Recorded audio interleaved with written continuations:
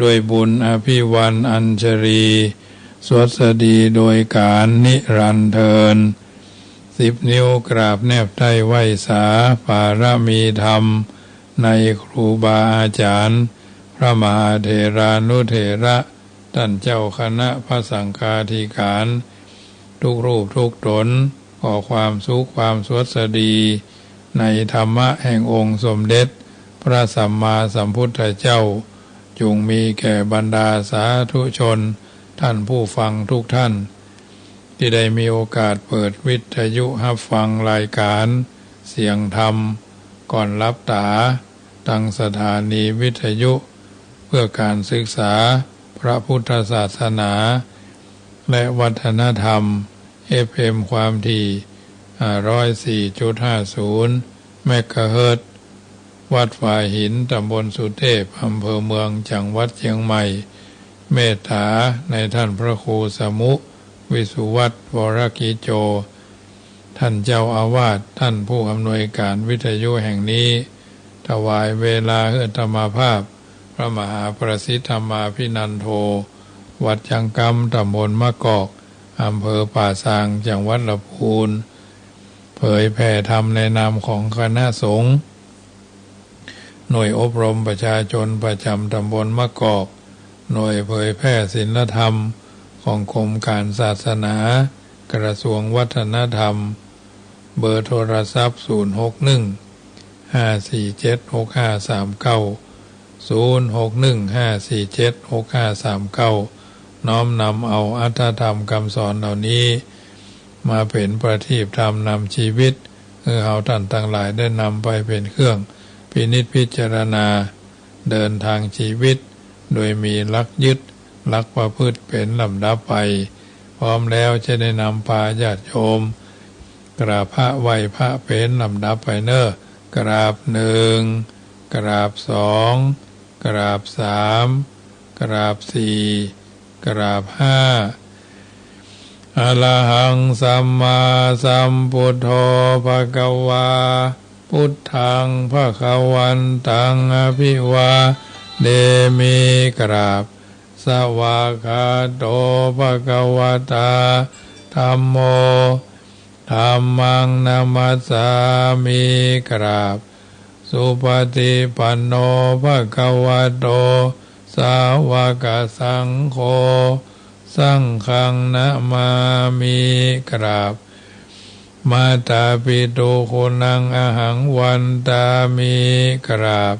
คุณูปการีวันตามิกราบพระพุทธกราบพระธรรมกราบพระสงฆ์กราบระลึกถึงคุณพ่อคุณแม่กราบระลึกถึงคุณของครูบาอาจารย์ต่อไปก็ตั้งอกตั้งใจสมาทานแก้ว5โกฏากเนอโยพุทโธอันว่าพระพุทธเจ้าตนใดตนประเสริฐอุดมกว่าหมู่สัตวโลกอนันตัญญาโนอันมีญาณปัญญาหาที่สุดบ่ได้นั่งอยู่แล้วดีนักบ่หวั่นไหวแต่พยามารวราโพธิโมเลนั่งเนื้อแต้นแก้วแทบไกลเก่าไม้มาโพตนประเสริฐมาติวิจโยผจญแพ้สงครามอย่างใหญ่มารังยังพยามารสาเสนังกับดังเสนาลิบนมาร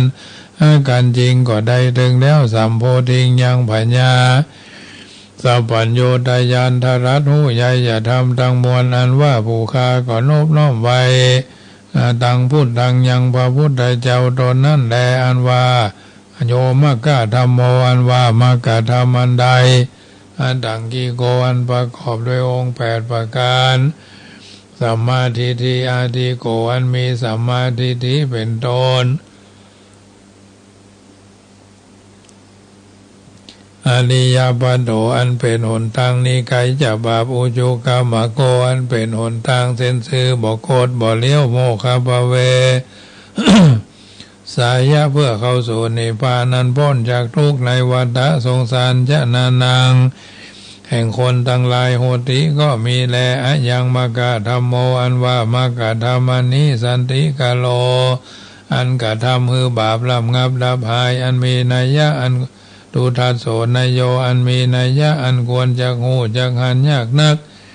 ปานิยานิโกนำสัตว์ออกจากวัฏสงสารโหติก็มีแลอาหารอันว่าคาปานามามีก่อนบน้อมไว้โดยกายวจีมโนตังธรรมังยังพระสัทธรรมเจ้านั้นแลโยสังโฆ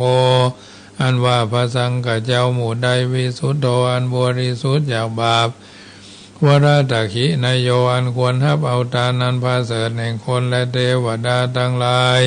สันตินทริโยอันมีอินทรีย์ทั้งหกระงับดีนักสัพพะมาราปะหิโนอันมีมาละคือกิเลสละใดเสียแล้วนาสะโวอันหาอาสวะธรรมบ่ได้สมิธิปัตโตอันใดถึงแล้วยังความสำฤทธิบรมวรคุณเนหิเนเกหิโดยหมู่คุณทั้งหลายอันมากโหติก็มีแลอาหังอันว่าคาปันนามามีก่อนบน้อมไว้โดยกายวจีมโนตังธรรมสังฆังซึ่งพระสังฆเจ้านั่นแลอาหังอันว่าคานามามีก่อนบน้อมไว้สัมมาพุทธังยังพระพุทธเจ้าตนทรัตหูใหญ่อย่าทำทั้งมวลอุณาสาขาลันตังอันมีคุณปันดังน้ำมหาสมุทรอาหังอันว่าคานามามีก่อนบน้อมไว้ยังธรรมังยังพระสัทธรรมเจ้ามุนีราชเดสิตังอันพระพุทธเจ้าอักเทศนาอาหังอันว่าคา นามามีก่อนบน้อมไว้สังฆังยังพระสังฆเจ้ามุนีราชสาวกังอันเป็นลูกศิษย์ฟังคำสอนแห่งพระพุทธเจ้าอาหังอันว่าคานามามีก่อนบน้อมไว้กรรมฐานาดายกาจะนิยังครูบาอาจารย์เจ้าอันเป็นกรรมฐานาดายกานิพพานามากุเทสกังอันสำแดงของแห่งนิพพานอันว่าขีญาอันใดปูชาพุทธปูชาอันว่าขีญาอันใดปูชายังพระพุทธเจ้ามาเตจามีเตจาอนุภาวะอันมากธรรมะปูชาอันว่าขีญาอันใดปูชายังพระสัทธรรมเจ้ามหาปัญญามีปัญญาอันมากสังฆปูชาอันว่าขีญาอันใดปูชายังพระสังฆเจ้ามหาโภคามีโภคาสัมปติเขาของอันมากโอติก็มีแลมะยังอันว่าผู้คาทั้งหลายระพะมหาเสขอจุงจะได้ทัศนันจะยังขีญาอันหันเมตไตยะพุทธสะยังพระพุทธเจ้าเมตไตยะอันจักมาเป็นพระพุทธเจ้าไปนาปุโธอันว่าพระพุทธเจ้าเมตไตโยตนชื่อเมตไตยะเทวปูจิโตอันคนและเทวดาทั้งหลายหากปูชาอนุปัจจโตบ่เกิดมาเตื้อยาวะตับใดไม่ยังอันว่าผู้ฆ่าทั้งหลายสังสารันโตปิแม่นด่วนเดียวไปมาคือตายแล้วเกิดเอากำเนิดหลายทีสังสาเลในวัฏสงสารมะฆามามหาเสขอจงจะได้ถึงคือว่าขออย่าได้เกิดอบายเยในอบายทุกติคือนรกเป็นเปรตเป็นสัตว์เดรัจฉานยาวะตับใดอิมินาตุปะบุภาราจาการวะกัมเมนะโดยคำอันใดปูจาการวะโดยธูปโดยเทียนเข้าตอกดอกไม้อันนี้เดนิปานาปัจจโยจงเป็นปัจจัยคำจูคือได้นิปานโหตุจงมีโนแก่ผู้ฆ่าทั้งหลายนิจังเที่ยงแท้แด่เธอนะโมตัสสะภะคะวะโตอะระหะโตสัมมาสัมพุทธัสสะนะโมตัสสะภะคะวะโตอะระหะโตสัมมาสัมพุทธัสสะนะโมตัสสะภะคะวะโตอะระหะโตสัมมาสัมพุทธัสสะนะโมตัสสะภะคะวะโตอะระหะโตสัมมาสัมพุทธัสสะพุทธังสรณังคัจฉามิธัมมังสรณังคัจฉามิสังฆังสรณังคัจฉามิทุติยัมปิพุทธังสรณังคัจฉามิทุติยัมปิธัมมังสรณังคัจฉามิทุติยัมปิสังฆังสรณังคัจฉามิตติยัมปิพุทธังสรณังคัจฉามิตติยัมปิธัมมังสรณังคัจฉามิตติยัมปิสังฆังสรณังคัจฉามิสรณกัมมานังพุทโธสัพพัญญูตยาโนธัมโมโรกุตโรนาวาสังโฆมะคะพระโตจะอิเจตังรัตนาตยังเอตัสสะอนุภาเวนะสัพพะอันตรายโย วินาสันตุโนติปิโสภะคะวะอะระหังสัมมาสัมพุทโธวิชาจารณะสัมปันโนสุขโธโรกาวิโดอนุตตโรปุริสธรรมสารถิ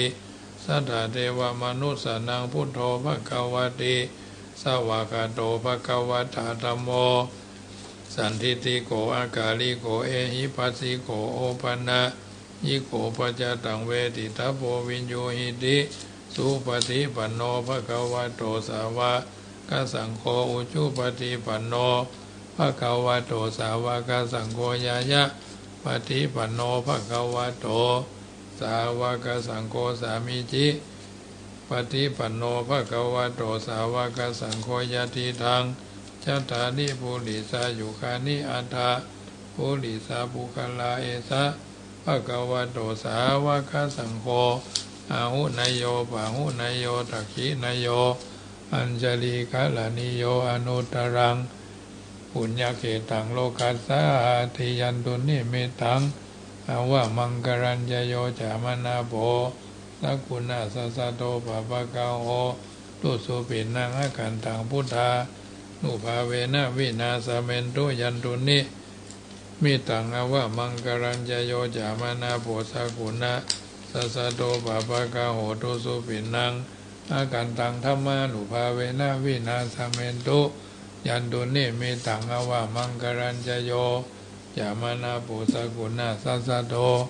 ปาปะกะโหตุสุปินังอาการตังสังฆานุภาเวนะวินาสเมนตุติปิโสภะคะวะตานาปารมีสัมปันโนตานาอุปปารมีสัมปันโนตานาภาละมัทธาปาละมีสัมปันโนเมตตาไมตรีกรุณามุทิตาอุเบกขาปาละมีสัมปันโนอิติปิโสภะคะวะสีลปาละมีสัมปันโนสีลอุปปาละมีสัมปันโนสีลภาลามัทธาปาละมีสัมปันโนเมตตาไมตรีกรุณามุทิตาอุเบกขาปาละมีสัมปันโนอิติปิโสภะคะวะเนกขัมมะปาละมีสัมปันโนเนกขัมมะอุปปาละมีสัมปันโนเนกขัมมะปรามัทธาปาละมีสัมปันโนเมตตาไมตรีกรุณามุทิตาอุเบกขาปาละมีสัมปันโนอิติปิโสภะคะวะปัญญาปาละมีสัมปันโนปัญญาอุปปาละมีสัมปันโนปัญญาปรามัทธาปาละมีสัมปันโนเมตตาไมตรีกรุณามุทิตาอุเบกขาปาละมีสัมปันโนติปิโสภะคะวะวิริยะปาละมีสัมปันโนวิริยะอุปปาระมีสัมปันโนวิริยะปรมัทธปาระมีสัมปันโนเมตตาไมตรีกรุณามุทิตาอุเบกขาปาละมีสัมปันโนอิติปิโสภะคะวะขันติปาละมีสัมปันโนขันติอุปปาระมีสัมปันโนขันติปรมัทธปาละมีสัมปันโนเมตตาไมตรีกรุณามุทิตาอุเบกขาปาละมีสัมปันโนอิติปิโสภะคะวะปัจจัจจปาละมีสัมปันโนสัจจะอุปปาละมีสัมปันโนสัจจะปาระมัทธปาละมีสัมปันโนเมตตาไมตรีกรุณามุทิตาอุเบกขาปาละมีสัมปันโนอิติปิโสภะคะวะอธิฐานะปาละมีสัมปันโนอธิฐานะอุปปาระมีสัมปันโนอธิฐานะปาระมัทธปาระมีสัมปันโนเมตตาไมตรีกรุณามุทิตาอุเบกขาปาละมีสัมปันโนอิติปิโสภะคะวะเมตตาปาระมีสัมปันโนเมตตาอุปปาระมีสัมปันโนเมตตาปาระมัทธปาระมีสัมปันโนเมตตาไมตรีกรุณามุทิตาอุเบกขาปาละมีสัมปันโนอิติปิโสภะคะวะอุเบกขาปาละมีสัมปันโนอุเบกขาอุปปาละมีสัมปันโนอุเบกขาปละมัทธปาละมีสัมปันโนเมตตาไมตรีกรุณามุทิตาอุเบกขาปาละมีสัมปันโนอิติปิโสภะคะวะทัสสะปาละมีสัมปันโนทัสสะอุปปาระมีสัมปันโนทัสสะปะละมัทธะป ปาลมีสัมปันโนโสภควาอิทิปิสวาธุสวาธุพระปัญญาภารมี30 ทัศสวาธุพระปัญญาภารมีวัดแวดล้อมวิริยะภารมีอ้อมระวังดีศีลภารมีบางหอกบางดาบเมตตาภารมีผ่าแพ้ทางพื้นด้านหน้าภารมีคือเป็นพื้นดังต่ออุเบกขาภารมีคือก่อเป็นเวียงสัจจะภารมีแวดระวังดีเป็นไม้ไทยคันติภารมีกายเป็นหอกเป็นดาบบางหน้าไม้และปืนไฟอาทิฐานหน้าภารมีพันดาบไปทุกแห่งแข็งแข็งแหงป่าฝูงหมู่มารผีสางใบเบ็ดทุกทวีปภพที่พังไปนี้นางธรณีอัศจรรย์โสสาเหมือนฟันอยู่ข้างน้ำนาทีน้องกว้างต่อกว้างแตกตีฟ้องละน้องละนอกกลายเป็นเข้าดอกไม้ถวายบูชาพระแก้วแก่นไทยถ้าตานพระพูดทางเฮยจุกมาผายโปรดอนุญาตโทษโปรดผู้ฆ่าแต่ดีหลีแม่ธรณีออกมาเหตุมวยผมอยู่ที่ท่าจ้างหายขายข้าจ้างงาซับดินพ่นน้ำนาทีลงพัดผายขอจ้างภายฮักทบเต้าพยามารห้องเอาปูนกลัวกราบย่อมือขึ้นต้นหัวใส่เก้าผู้ฆ่านี้เล่าได้ชื่อว่าลูกศิษย์พระพุทธเจ้าผู้มีบุญสมภารนั้นมากนักพระพุทธเจ้าจึงตั้งพระปัญญาปารามีไว้เก้าจันตั้งไว้ตั้งหน้าก็ได้เก้าจันตั้งไว้ตั้งหลังก็ได้เก้าจันตั้งแต่หัวแผ่วตีนก็ได้เก้าจันตั้งแต่ตีนแผ่วหัวก็ได้เก้าจันแสนวาลูกปืนจักมาเสมอเหมือนฝนแสนหาก็บ่มีมาจักใกล้ได้ข้าพระเจ้าเลยได้ชื่อว่าพุทธกุนังธรรมะกุนังสังฆกุนังพุทธอินตาธรรมะอินตาสังฆอินตาอาสาหะแม่ธรณีผู้อยู่เหนือน้ำผู้อยู่กำแผ่นดินการข้าได้ละลึกก็ถึงเทิงหาคุณพ่อคุณแม่คุณครูบาอาจารย์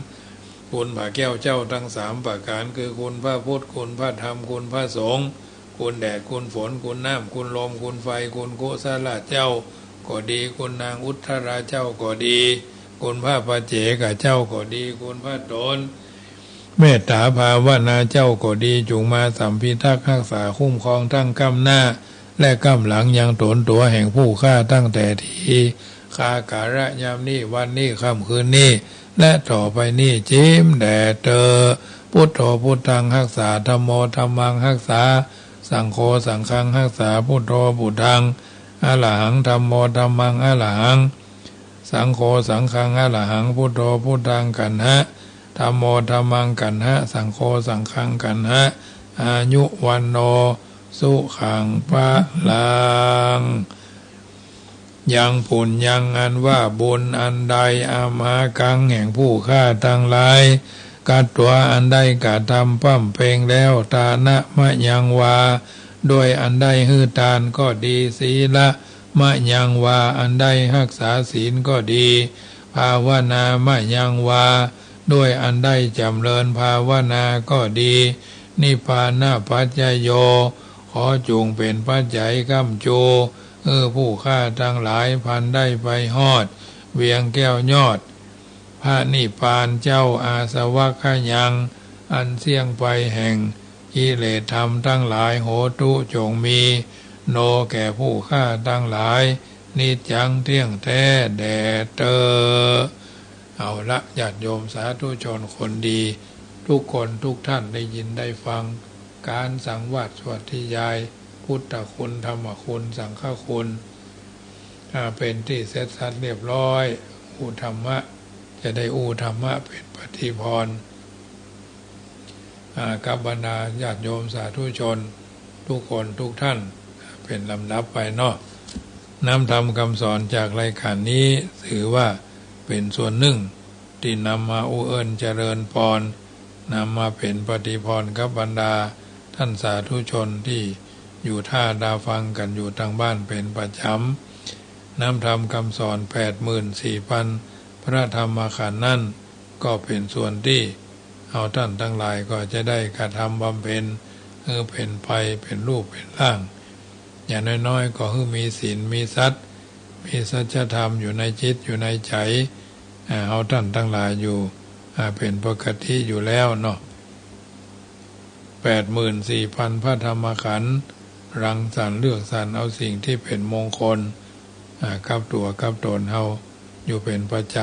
ำคำแรงวันนี้ก็เช่นเดียวกันถือว่าเป็นบุญเป็นบารมีเป็นสัจธรรมที่เกิดขึ้นกับตัวกับตนเฮาจะได้อู้เอิญเจริญพรว่าน้ำธรรมคำสอนส่วนนี้ได้อู้มาถึงตอนที่เกี่ยวกับเรื่อ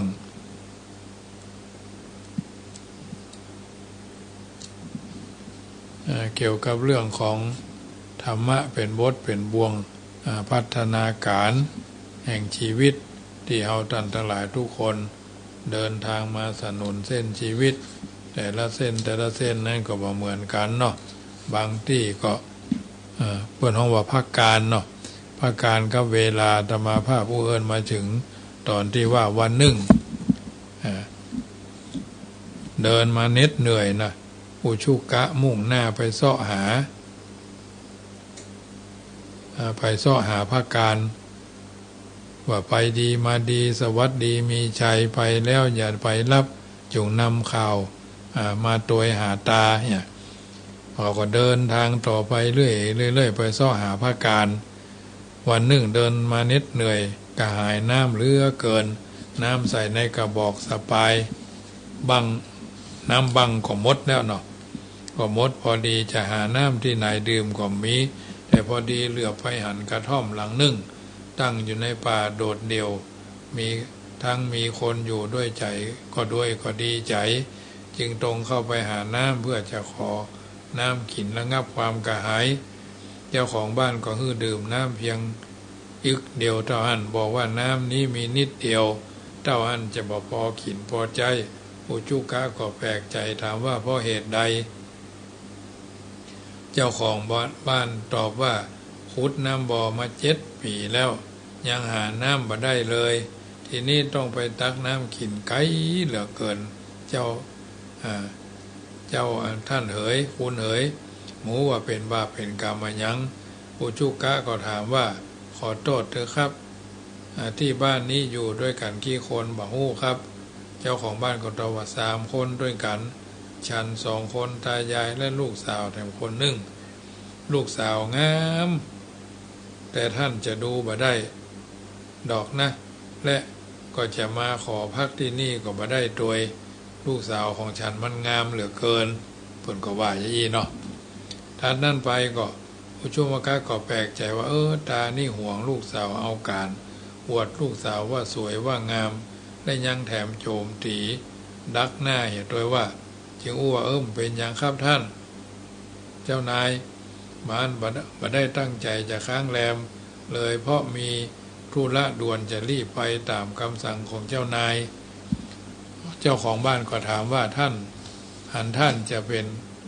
เห็นทีท่านจะเป็นข้าราชการกระมังอุชุกะก็บอกว่าถูกแล้ว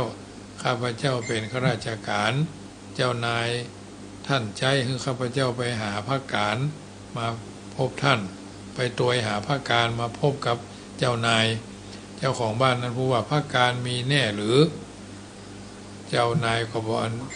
อุชุกะก็บอกข้าพเจ้าได้ยินชื่อมาเมินแล้วแต่ยังบ่เคยหันถั่วสักเตื้อถ้าภาคการมีถั่วจริงและท่านได้พบปะสนทนาด้วยแล้วโปรดถามด้วยว่าข้าพเจ้าขุดบ่อมาหลายปีแล้วบ่เจอตาน้ำเลยจะเป็นเวรอันใดเมื่อท่านนำข่าวนี้มาบอกข้าพเจ้าแล้วข้าพเจ้าก็จะสมนาคุณท่านถึงใจเลยทีเดียวเจ้าของบ้านก็บอกนายอุชุกะตามที่ตาเจ้าของบ้านกล่าวเช่นนี้ก็เพราะกึดเสียว่าภาคการหาตัวตนบ่ได้ไปจะปะเจ้าคนนี้หลงบ้าไปบ่ใช่เข้าเรื่องจะไปหาภาคการชาตินี้ถึงชาติก็ต้องหามปะแน่ในยะว่าตาเจ้าของบ้านคนนี้ห่วงลูกสาวนักไผมาขอก็ไปยกอ้างว่าบ่เหมาะสมกับลูกสาวของตนเท่าแก่แม่ซื้อก็งายหลังไปตามกันว่านจะมีเงินมีทองเท่าใดแกก็บ่ยอมยกยอพอปั้นไผทั้งนั้นนะ อย่างนี้จะเรียกว่าเป็นมดแดงเฝ้าบ่อม่วงก็หันจะบ่พิษนะญาติโยมทั้งหลายเพราะตัวจะกินเข้าไปก็บ่ได้ไผจะเอาไปกินก็บ่ไผจะเอาไปกินก็ครบเปิ้นไว้เด้อเนาะจะผู้เป็นภาษิตก็ต้องลิขิตก็ต้องลิขิตไว้เป็นคำกรเอาไว้ว่าชาติมดแดงแรงน้อยคอยเพียรเฝ้าเพราะความเมาเฝ้าจิตจนมิดหน้าเฝ้ามะม่วงหวงกันด้วยฉันทาคันเวลาเขาปิดคิดอาดูลนะชาติมดแดงแรงน้อยคอยเพียรเฝ้าเพราะความเมาเผาจิตจนมิดหน้าเฝ้ามะม่วงห่วงกันด้วยฉันทาครั้นเวลาเขาปิดคิดอาดูลอุชุกะอมาตย์รับคำเจ้าของบ้านแล้วก็รีบออกเดินทางต่อไปก็มาถึงแม่น้ำสายหนึ่งขวางหน้าอยู่มาจะข้ามน้ำไปฝั่งปุ้นได้เพราะเป็นลำน้ำกว้างเอาการอยู่มีความวิตกกังวลยิ่งนักเลี้ยวไปแลมาก็เลือกไปหันจระเข้ตัวหนึ่งนอนอยู่ในน้ำใกล้ฝั่งที่ตัวเก่ายืนอยู่ก็มีความยินดียิ่งนักห้องทักบอกไปว่าท่านจระเข้สหายรักท่านหันจะมีความสบายดีทำไมท่านถึงมาบ่ไปนอนกบดามานอนขวางอยู่ที่นี่พ่อเหตุจระเข้กำลังฝันที่จะไปกบดานได้ยินสุรเสียงสำเนียงแว่วๆจึงมึนตาขึ้นมาพอไปบนตะลิงก็หันมนุษย์เดินดินคนหนึ่งจึงถามว่าท่านจะข้ามฟากหรือข้าพเจ้ายินดีเต็มใจที่จะพาท่านไปส่งยังฝั่งปุ้นอุจุกะก็จึงเดินไปหาจระเข้แต่บักกล้าเข้าไปใกล้นักยืนอยู่แต่พอห่างๆแล้วก็อู้ว่าจริงหรือโกหกกันแน่จะหลอกเอาข้าพระเจ้าไปกินเสียกระมังจระเข้จึงกล่าวว่าหมู่พวกข้าพเจ้าน่ะบ่โกหกเก่งเหมือนพวกท่านดอกนะการที่ข้าพเจ้าจะนำท่านไปส่งนี้ก็คิดว่าจะเป็นตานะไมกุศลสำหรับข้าพเจ้าพ่องคงจะบ่แปลกอุชุกะจึงคิดว่าโอ้จระเข้นี้ถ้าจะใจบุญแต่จึงแข็งใจเดินเข้าไปใกล้แล้วขอโทษขอโทษสมัครเข้ามาขึ้นที่หลังจระเข้ด้วยหัวใจเต้นตุบตับตุบตับหายใจบะทั่วท้องคิดว่ากูนี่ตายแน่จะเป็นเหยื่อจระเข้แน่ๆเลยกูถ้าจะตายก็เนี่ยจะมันเถอะไหนๆก็ตายเนาะเสียเป็นแน่คิดถึงพ่อแก้วแม่คำเอาไว้อยู่ตลอดเวลาภาวนากาถาภายในใจว่าณหน้าทองพุทธผ่องโสภาจระเข้หันจระเข้ชมข้าพเจ้าจระเข้หันจระเข้ตักตายข้าพเจ้าจระเข้หันจระเข้ฮักข้าพเจ้านะโมพุทธายะเนี่ยไปจะเอาก็ได้นะญาติโยมนั่งขี่หลังจระเข้ละก็ต้องการถามว่าณหน้าทองพุทธผ่องโสภาจระเข้หันจระเข้ชมข้าพเจ้าจระเข้หันจระเข้ตักข้าพเจ้าจระเข้หันจระเข้ตักข้าพเจ้านะโมพุทธายะอันนี้คาถาอุชุกะอามาตย์ว่าบนหลังจระเข้ขณะเมื่อจระเข้กำลังว่ายน้ำอยู่น่ะจะเป็นพ่อคาถาอาคมหรืออันยังก็ไม่ทราบมันนึกอยากจะอู้กับอุชุกะจึงกล่าวชวนคุยว่านี่ท่านเดินทางไปคนเดียวจะไปไหนอุชุกะก็บอกว่าข้าพเจ้าจะไปหาพระการอุชุกะก็ตอบและอู้ต่อไปว่าคนที่ข้าพเจ้าจะไปหานั่นน่ะก็โมโหว่าอยู่ที่ทางไหนท่านเอ๋ยสุ่มไปสุ่มมาอยู่อย่างเงี้ยจะมีรูปร่างหน้าตาเป็นอย่างใดก็บ่ฮู้นะข้าพเจ้าไปตามคำสั่งที่เจ้านายข้าพเจ้าสั่งแต่เขาลือกันว่าดุร้ายและเท็จจริงประการใดบ่ฮู้ข้าพเจ้าจัก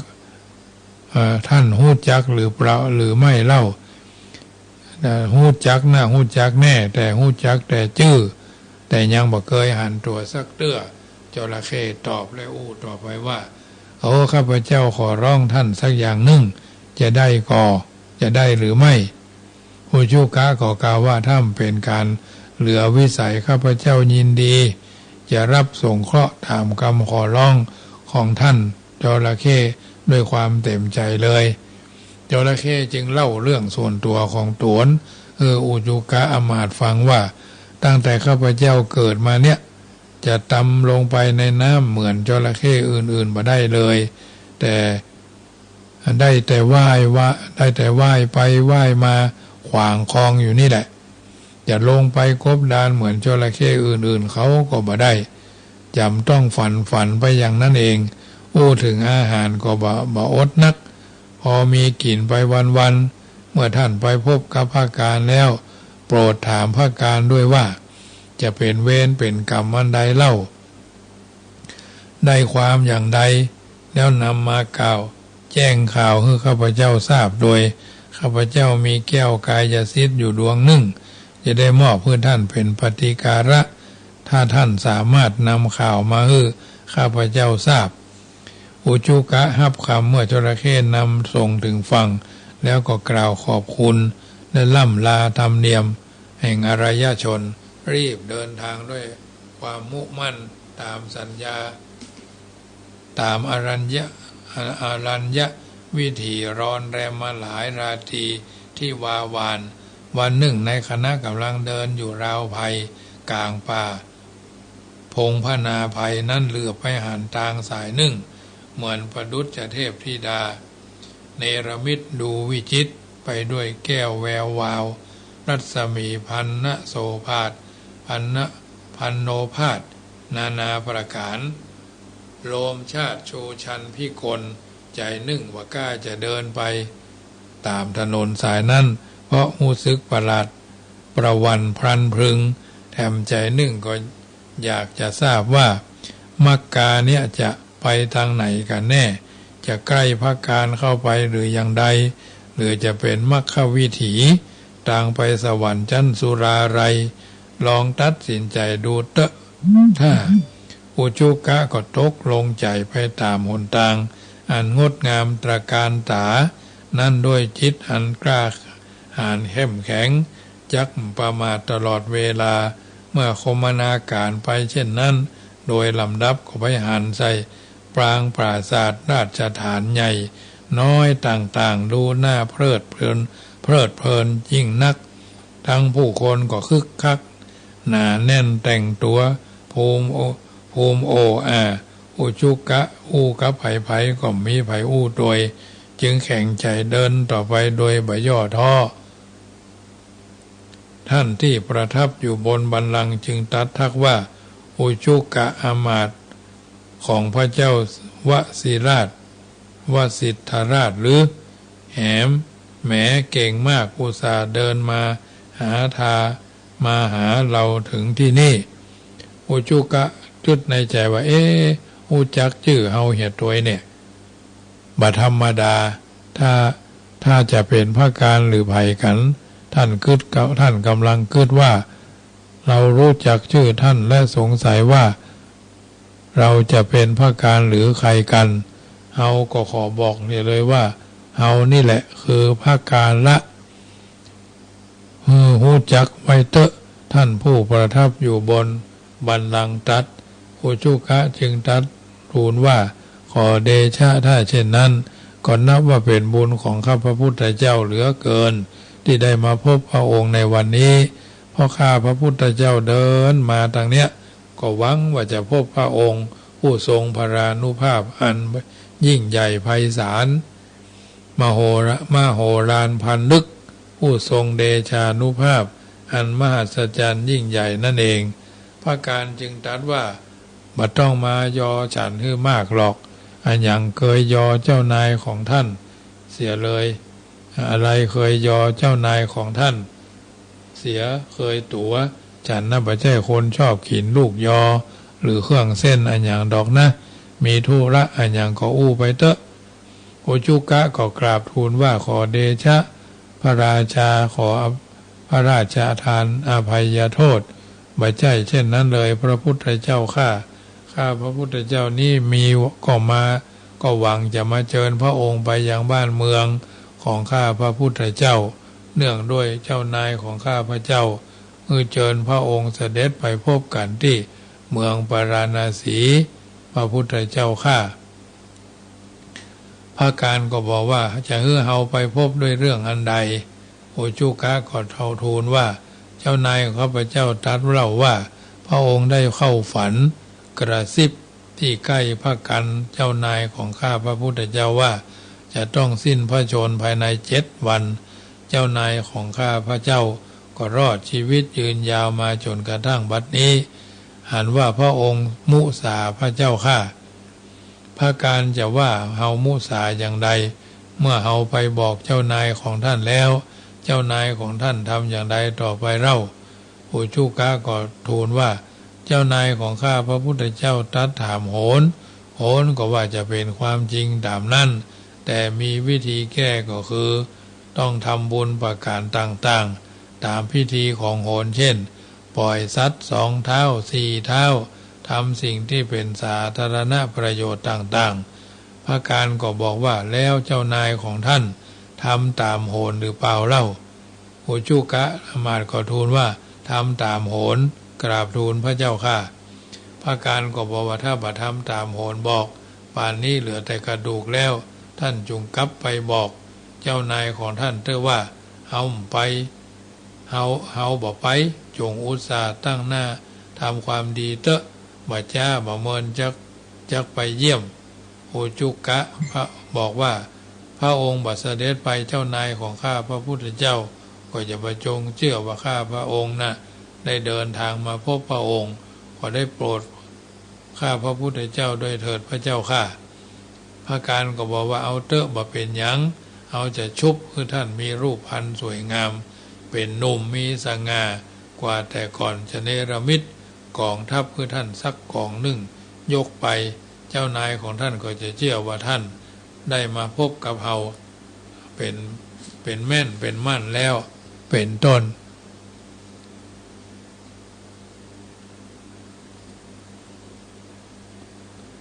อุชุกะก็ดีใจเป็นอันนัก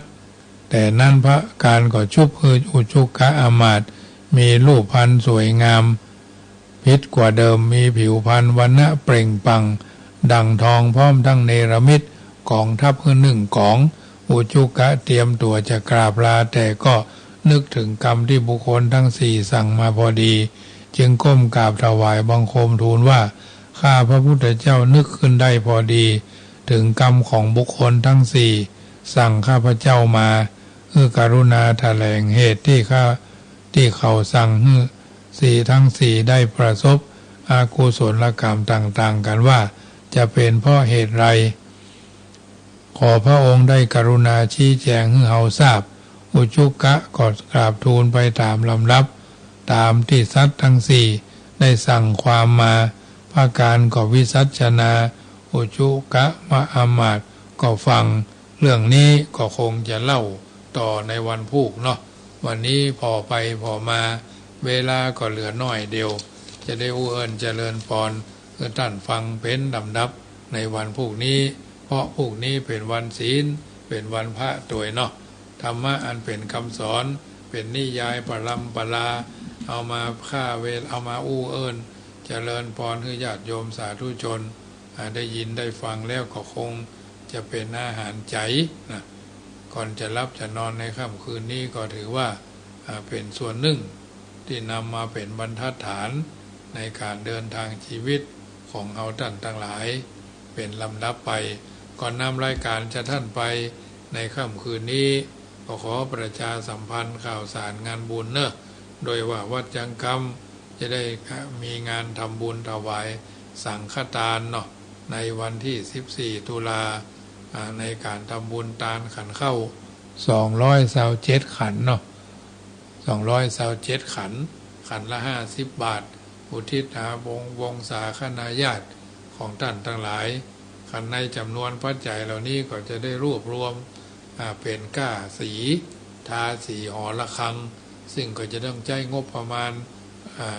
ซ่อมหั่นแปลงนี่เพราะว่ามันเมินก่อสร้างมาเป็นเวลาร่วม ตั้งแต่ปี2520ปลายแก่ๆเนาะ20ปลาย30ปลาย40ปลาย50ปลาย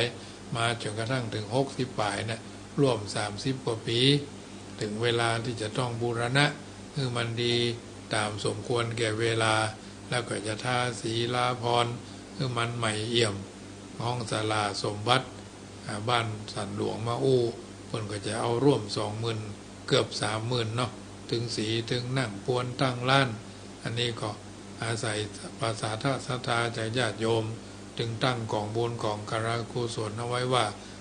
ตาลขันเข้าเป็นสังฆทานเป็นการสร้างเสริมเพิ่มบุญบารมีกับตัวท่านทั้งหลายขันเข้าก็ขันละ50 บาทตั้งไว้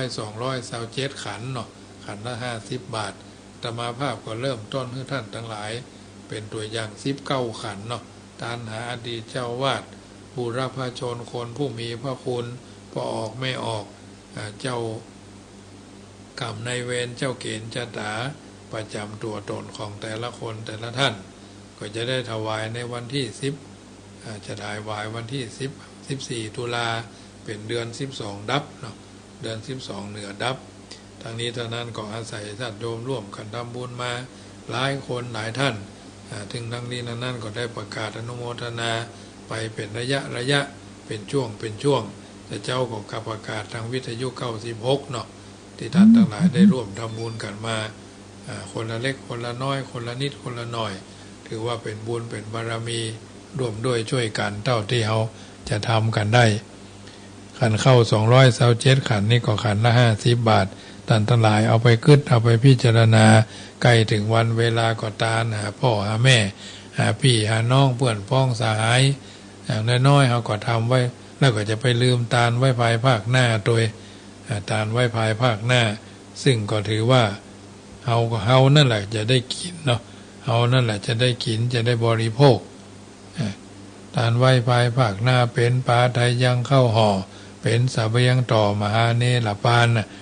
บุญกินบุญตาลแว่นว่าบ่ได้ไปหลอดไปถึงไปตึงไปตาลขอเทพพยดาผู้มีอานุภาพมากหลายเอานำบุญกุศลไปหลอดไปถึงไปตึงไปตันแล้วกับกายเป็นชัดแก้วพี่ดานคำครี่มุงบังกวาดไกวกอดแก่งเอาสัพพทุกข์สัพพโศกโรคภัยวิราชกาดกานั่นจงจักมีเตี่ยงแต่ดีอันนี้ก็เป็นบุญเป็นบารมีที่เราจะได้ร่วมกันเนอะวันพุธเป็นวันศีลเป็นวันพระจะไปลืมไปวัดไปวาใกล้บ้านมาได้ไปวัดก็ใส่บาตรมาได้ใส่บาตรพระบาตรเจ้าก็ใส่บาตรพระเจ้าในบ้านเราก็ได้พระเจ้าในบ้านก็คือพ่อแม่เขานั่นแหละอันนี้ถ้าเพิ่นบ่มีแล้วเขาก็ทำบุญหยาดน้ำหาเพิ่นเท่าที่เขาจะทำกันได้ทางนี้ทางนั้นเอาที่เอาสบายจะไปละจะไปลืมนะจะไปละจะไปลืมการทำบุญนั่นก็มีทุกโอกาสเนาะเอาทำก็เอาได้เอาบ่ทำเอาก็บ่ได้นั่นแหละเอาทำก็เอาทำไปเท่าใดเอาก็จะได้คืนเท่านั้นสังคมคือการอยู่ร่วมและการก็จะได้สิ่งที่เอาผ่านทั้งหลายปรารถนาค่ำคืนค่ำแรงวันนี้ก็คงจะขอนำรายการจากท่านไปก่อนบุญกินบุญทานในครั้งนี้จงเป็นตบะเดชะเป็นภรวะปัจจัยเป็นอุปนิสัยนำส่งคุ้มครองปกป้องให้ท่านทั้งหลายสุขสบายกันไปใจนั่นจงจักมีพุทโธบังซ้ายธัมโมบังขวาสังโฆบังกายาอะระหังบังเกสาอะระหังพุทโธนะโมพุทธายะอายุวันโนสุขังปะลัง